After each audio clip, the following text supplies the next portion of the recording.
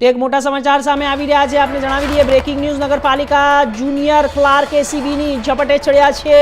જન્મ દાખલા માટે 4000ની લાંચ લેતા કર્મચારી ઝડપાયો છે। સબ રજિસ્ટ્રાર કચેરીના ચાર્જમાં રહેલો ક્લાર્ક રંગે હાથ ઝડપાયો। અમરેલી એસીબીની ટ્રેપ કાર્યવાહીથી નગરપાલિકામાં ફફડાટ। બાબરા નગરપાલિકામાં લાંચ કાંડ, જુનિયર ક્લર્ક સામે કાર્યવાહી।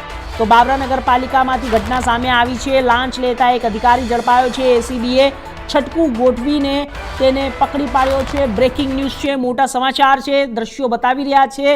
જન્મ દાખલા માટે 4000 રૂપિયાની લાંચ લેતા સરકારી બાબુ ઝડપાયો છે।